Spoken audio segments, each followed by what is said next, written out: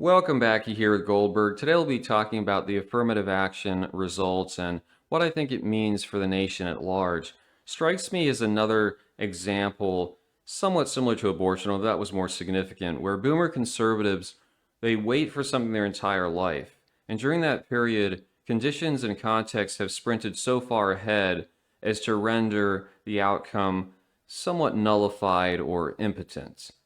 If this had occurred in the 80s or 90s, it might have spared us some of the soy leadership of today. But as it stands, it will take decades to truly feel the sledgehammer of the choice that the justices made. And even there, in what direction precisely we have to investigate. For one, higher education institutions will find backdoors. I mean, they're into a lot of backdoor activity, let's just be perfectly honest. So it could be a reverse of the super freakonomics resume experiments. Oh, the name says Mutande or Shaniqua. Oh, they talk about racism in the essay. Let's let them in. So it's not exactly like, oh, all the low IQ black people will be removed from the pots. Absolutely not. On the positive side, you might have less of a chance that you go in for your brain surgery and the surgeon had a zero point 0.9 GPA. But who's going to truly benefit? Will it be the heritage Americans or rather realistically the East and especially South Asians who apply to a lot of these schools are probably more competitive, but are also, in particular with the South Asians, ethnocentric, somewhat racist, very quick to jump on the I'm a brown victim bandwagon. So don't expect the colleges are automatically going to become these bountiful springs of conservative policy and anti-woke so-and-so. Not likely. It just means that this managerial elite will get stronger, perhaps at the expense, to some degree, of historically butthurt Americans. But this is not a massive win for conservatism unless you simply mean the most meritocratic elitist person who gets to the top, regardless. Another crucial aspect to consider is that the coalition of petty bourgeois, proletariat, cream cheese conservatives who might be celebrating this decision because they think it's going to benefit the right wing are not exactly the type most likely to get into these universities. And that's not because of affirmative action favoring historically butthurt Americans. It's due to the fact they do not value higher education in general, and especially the concept of joining the elite. Their mentality tends to be, man, those elites are snobby. You should just do STEM or trades. Or if they send their kids to college, it might be Bob Jones University, Pensacola, Liberty, Hillsdale, the latter being the only decent institution on the list. They don't truly appreciate that if you want to take power, you have to be in these institutions. If you tell them, I'm going to major in history, I want to be a PhD in history, history of lattes, am I right? You should be doing welding. So there's a bit of a crisis there.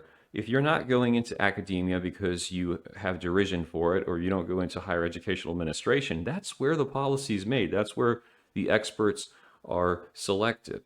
If none of your people in large numbers, i.e. heritage, cream cheese, conservative Americans are going there, institutions are not going to be on your side to a great extent. You'll have the country club, Exeter Phillips Academy, prep school types, but you're not going to get the true Trumpian conservatives at Harvard most of the time for exactly this reason. And I get it is something of the prisoner's dilemma. What's in your own self-interest short term? I just want to have a job. I don't want to be in debt. But the other problem with that, you saw what was the ruling they made? They stopped the student loan forgiveness. So that's another promoting elite interests argument, because instead of saying, okay, we're going to make education more affordable such that our own people, even if they might not have super, super high GPAs, have more of a fighting chance to get in, to have funded programs, to be influencing the system. We're going to go, no, don't do that, just go into trades. Okay, but the institutions are going to be against you, regardless of affirmative action. So there doesn't seem to be a lot of appreciation for that outside of we want to protect the elite structure.